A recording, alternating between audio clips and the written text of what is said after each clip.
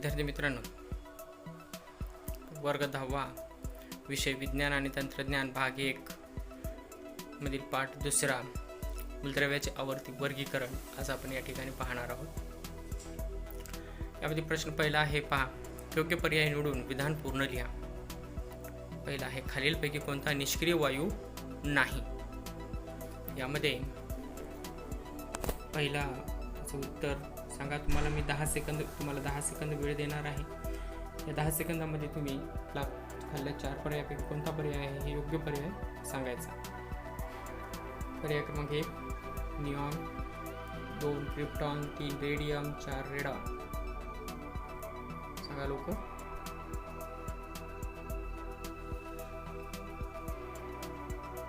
तर आहे रेडियम. खालीलपैकी सगळ्यात हलका निष्क्रिय वायू कोणता? सांगा लवकर. Argon, helium, neon, xenon.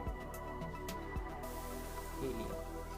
तिसरा आहे, आवर्त 6 मध्ये असलेले हे निष्क्रिय वायू मूलद्रव्य कॅन्सरच्या उपचारासाठी वापरले जाते. ते मूलद्रव्य ओळखा. कोणतं आहे? Xenon, radon, argon, krypton. लवकर सांगा.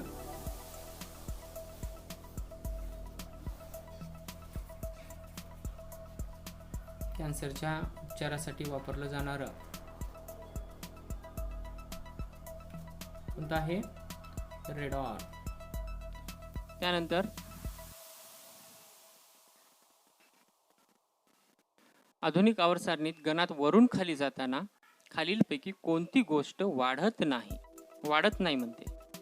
अणुत्रिज्या, धातू गुणधर्म, संयोजी इलेक्ट्रॉन का कवच संख्या? चला पटपट लवकर सांगा, कारण तुमच्या पूर्ण पाठाचा अभ्यास तुमचा झालेला आहे. पर्याय दिलेले आहेत, फक्त उत्तर तुम्हाला निवडायचं आहे. कोणतं आहे? संयोजा इलेक्ट्रॉन. लक्षात ठेवा. त्यानंतर एका विद्यार्थ्याला आवर्त सारणीतून 2 मूलद्रव्यांची निवड करण्यास सांगितले. त्याने निऑन व आर्गॉन यांची निवड केली. या दोहोंमध्ये अंतिम कवचातील इलेक्ट्रॉन्सची संख्या डॅश आहे. शेवटच्या कक्षेतील इलेक्ट्रॉनची संख्या सांगायची आहे तुम्हाला. निऑन आणि आर्गॉन मधील कोणती आहे? किती राहणार आहे? निऑन हे कोणत्या गणातील मूलद्रव्य आहेत? गण क्रमांक 18. त्याला 0 ग्रुप्स एलिमेंट्स असं सुद्धा आपण म्हणतो. त्यालाच राजवायू मूलद्रव्य असं सुद्धा आपण म्हणतो. Gases element, inert gas element वगैरे. आणि या सर्वांची शेवटच्या कक्षेत किती इलेक्ट्रॉन्स असतात? 8. म्हणून पर्याय क्रमांक डी. त्यानंतर 6वा, आधुनिक आवर्त सारणीत अधातू कोणत्या खंडात आहेत? एस खंड, पी खंड, डी खंड, एफ खंड. अधातू विचारलेला आहे, लक्षात घ्या. कोणत्या खंडात आहेत?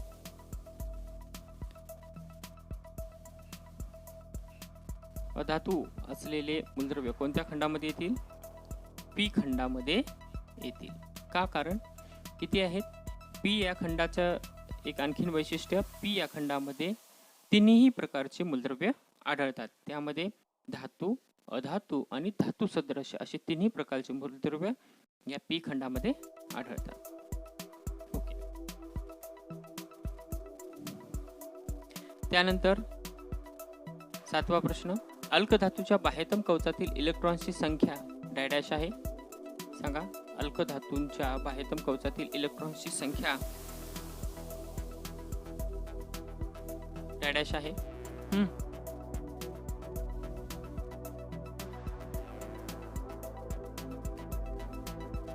सांगा लवकरात लवकर.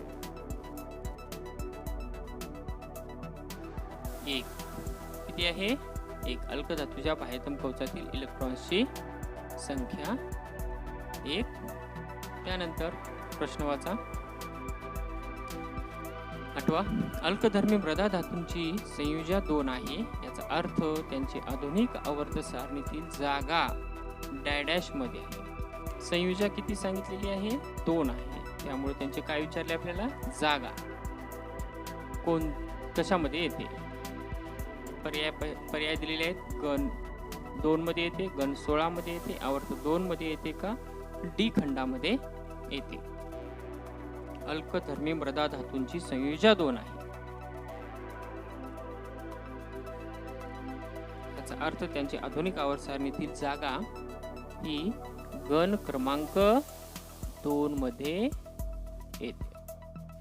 त्यानंतर मूलद्रव्य X च्या क्लोराईडचे रेणुसूत्र HCl आहे.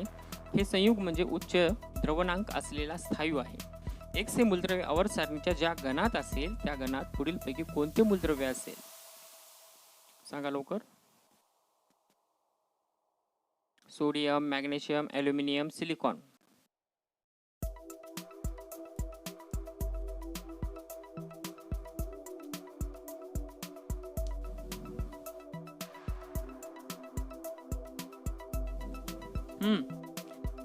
झालेले 10 सेकंद. त्याचं उत्तर आहे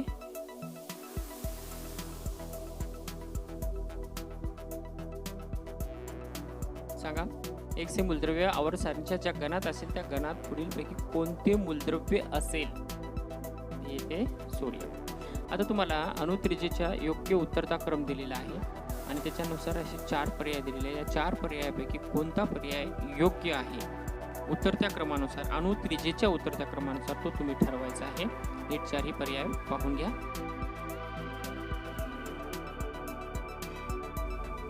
उतरता क्रम म्हणजे कोणतं उत्तर असेल?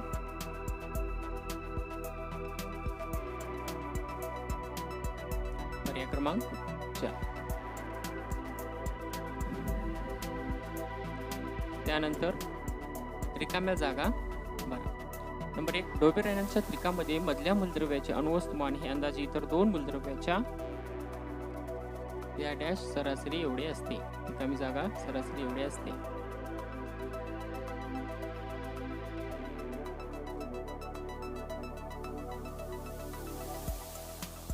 याचं उत्तर आहे अणु वस्तुमानाच्या सरासरी एवढे असते. डॅश गण 16 मधील प्रथम मूलद्रव्य आहे. गण 16 मधील पहिल्या मूलद्रव्याचं नाव सांगायचे तुम्हाला. ऑक्सिजन. काय आहे उत्तर? Oxygen, O2. त्यानंतर तिसरा आहे क्लोरीन अणूच्या अंतिम कवचात डॅश इलेक्ट्रॉन्स असतात. क्लोरीन अणूच्या अंतिम कवचात डॅश इलेक्ट्रॉन्स असतात. किती? 7 इलेक्ट्रॉन्स असतात. आधुनिक आवर्त सारणीत डॅश गण असतात. सांगा आधुनिक आवर्त सारणीमध्ये एकूण किती गणांचा समावेश आहे? आधुनिक आवर्त सारणीत मेंडेलिव्हच्या नाही, आधुनिक आवर्त सारणीमध्ये एकूण किती गण आहेत? 18 गण आहेत. न्यूलँड्सने मूलद्रव्याच्या मांडणीकरता वापरलेल्या नियमाला काय म्हणतात? सांगा. अगदी सोपा प्रश्न आहे. अष्टकांचा नियम. अष्टकाचा नियम. त्यानंतर मेंडेलिव्हच्या आवर्त सारणीतील एका सिलिकॉन या मूलद्रव्याला आधुनिक आवर्त सारणीत काय म्हणतात? म्हणजे भाकीत केलेलं नाव त्याचं काय होतं? एका सिलिकॉन.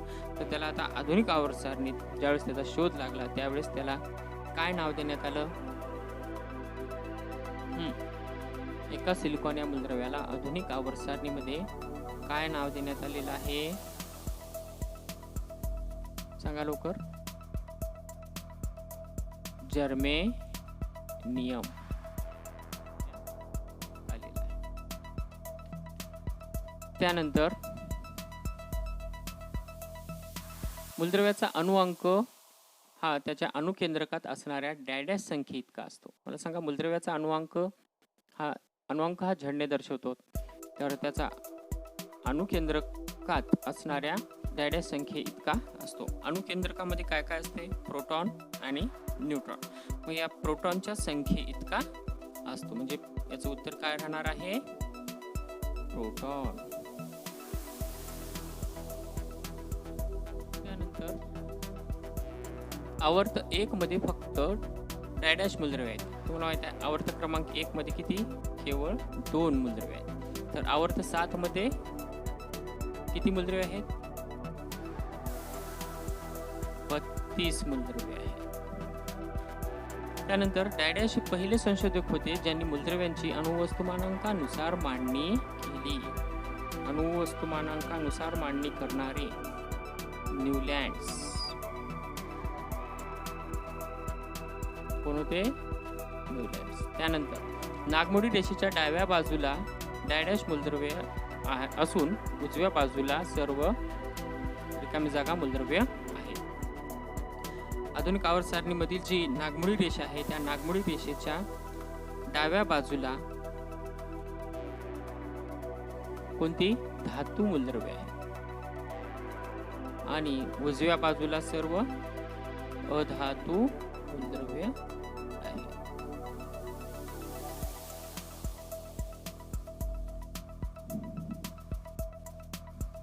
त्यानंतर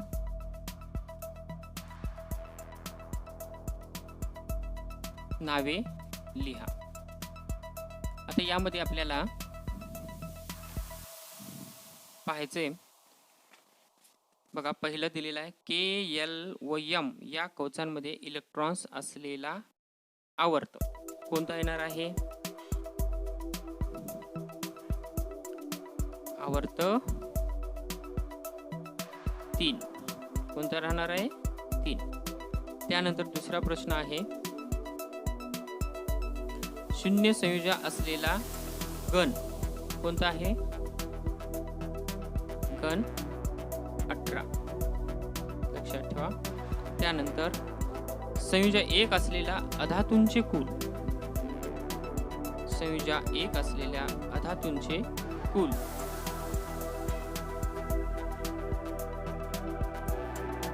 कोणता आहे? हॅलोजन.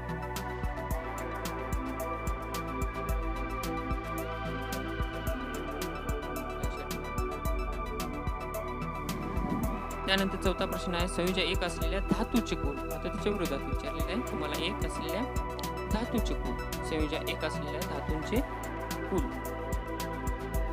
अल्क धातू.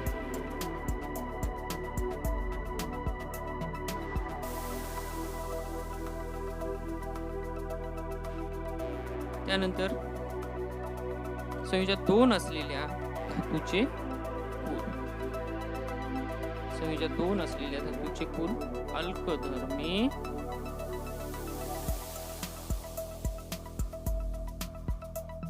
मृदा धातू. त्यानंतर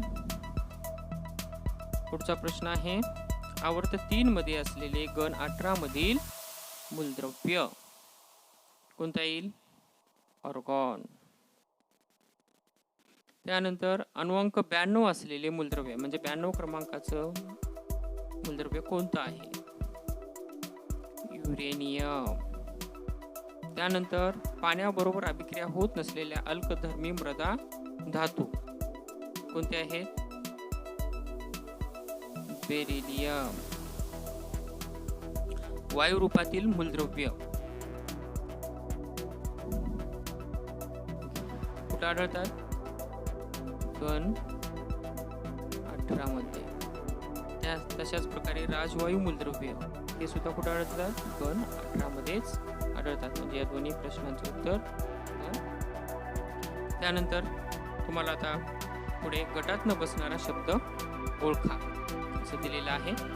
याच्यामध्ये आपल्याला याच्यात गटात न बसणारे ओळखायचे. त्याच्यामध्ये पहिलं दिलेलं आहे लिथियम, बेरिलियम, बोरॉन, क्लोरीन.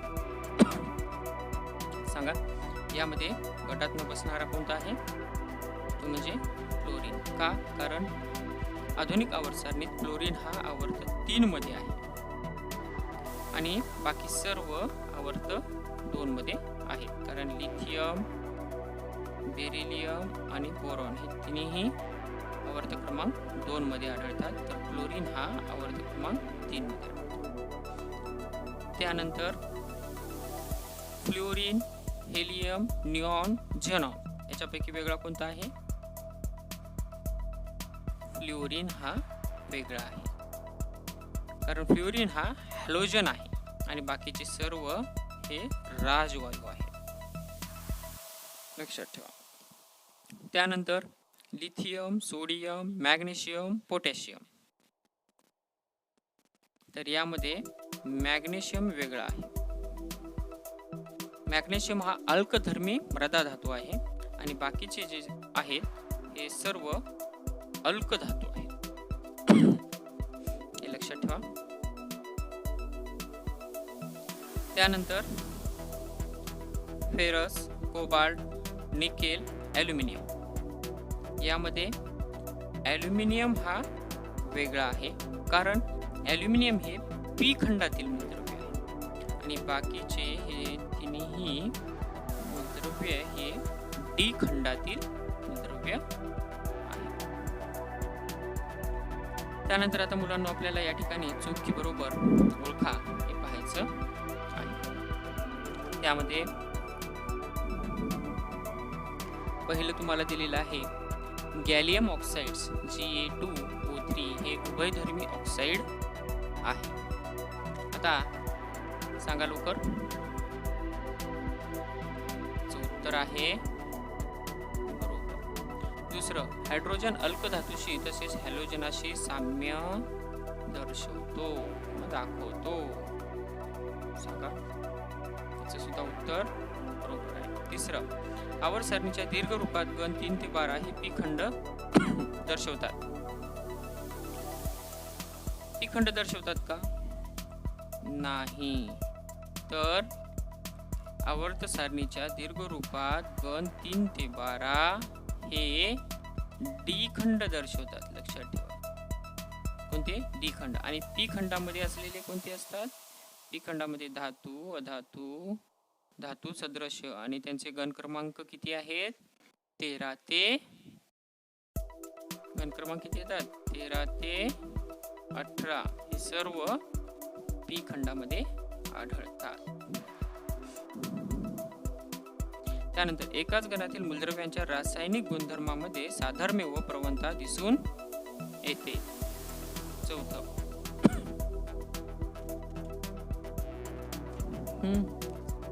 उत्तर बरोबर आहे. त्यानंतर पाचवं, 1 पिकोमीटर हे 10⁻12 मीटर एवढे असते.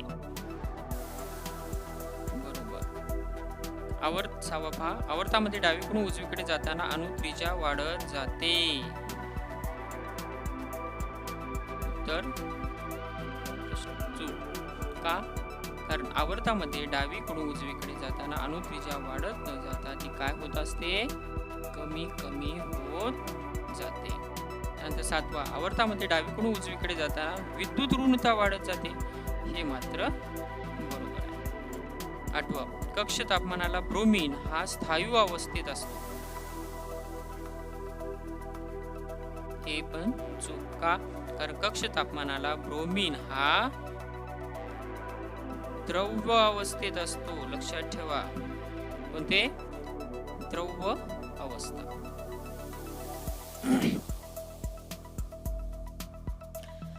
त्यानंतर आपल्याला या ठिकाणी वर्णनावरून मूलद्रव्याचे नाव व संज्ञा लिहा पाहायचे. त्यामध्ये पहिलं दिलेलं आहे सर्वात लहान आकारमानाचा अणू कोणता आहे? सर्वात लहान आकारमानाचा अणू सांगा लवकर लवकर, फास्ट. सर्वात लहान आकारमानाचा अणू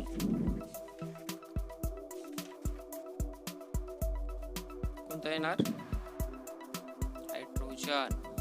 त्यानंतर सर्वात कमी अणु वस्तुमानाचा अणू तोच लहान आहे, कारण आकारच याचा लहान आहे, तर त्याचा अणुवस्तुमान सुद्धा याचं लहानच आहे, म्हणून याचं सुद्धा उत्तर हायड्रोजन. त्यानंतर तिसरा, सर्वाधिक विद्युत ऋण अणू कोणता आहे? तर हे आहे F, फ्लोरीन. त्यानंतर चौथा, सर्वात कमी अणुत्रिज्या असलेला राजवायू.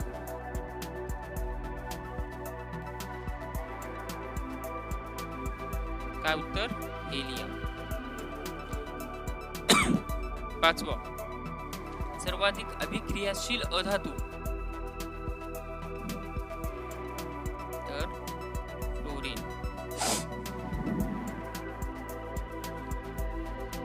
त्यानंतर 6वं, दुसऱ्या व तिसऱ्या आवर्तामधील धातू सदृश्य कोणते आहेत? बोरॉन आणि सिलिकॉन, लक्षात ठेवा. त्यानंतर तिसऱ्या आवर्तामधील अधातू फॉस्फरस, सल्फर आणि क्लोरीन, लक्षात ठेवा. फॉस्फरस, सल्फर आणि क्लोरीन. 8वा पहा, संयुजा 4 असलेली 2 मूलद्रव्य कार्बन आणि सिलिकॉन. आपल्या काही शंका असतील तर त्या कमेंट बॉक्समध्ये लिहा व व्हिडिओ आवडला असेल तर लाईक व सबस्क्राईब करायला विसरू नका.